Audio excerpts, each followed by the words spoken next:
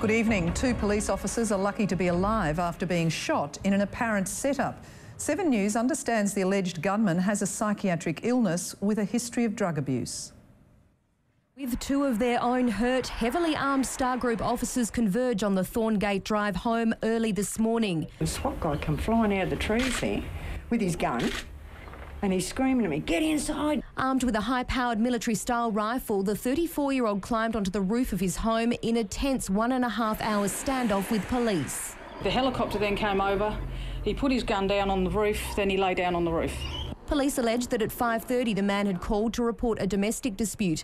A constable and probationary constable aged in their 20s responded. Sources have told 7 News that when the 2 police officers knocked on the front door, the man answered it, allegedly armed with the rifle, and said, "You've been set up."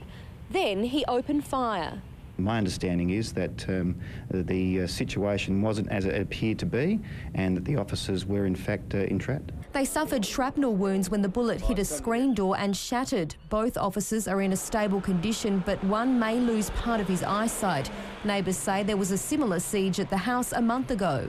Police say the gunman has a psychiatric history. He does have some mental health issues and has recently been in a clinic, I think up to a week ago. He's been charged with 2 counts of attempted murder and will appear in court tomorrow. Michelle Vella, 7 News. Shots were also fired during an incident involving 2 men at Andrews Farm last night. A car had been peppered with bullets and several shots fired through a fence. Police recovered a crossbow, firearms and ammunition from a house in Rustic Grove. 2 men in their 40s have been charged with acts to endanger life and firearms offences. More weapons were found at a nearby house in Munopara West. Adelaide's enjoyed its best rain in 6 weeks, with significant falls across the city and country areas. But don't get used to it.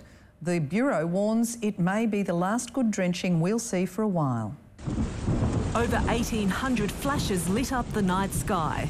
Then down came the rain in buckets. It flooded this underground car park at West Beach. Emergency crews managed to pump most of the storm water out. Despite the rain, some motorists were left high and dry. She's pretty wet. She's just died on me. We received 20 millimetres in the city, 35 millimetres in the hills.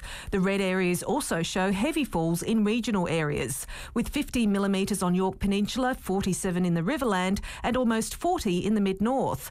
The thunderstorms even took the Weather Bureau by surprise. They develop within the space of an hour, they can weaken within the space of an hour, so they're very difficult to forecast exactly where they're going to rain. But the Bureau says we shouldn't count on the wet conditions continuing.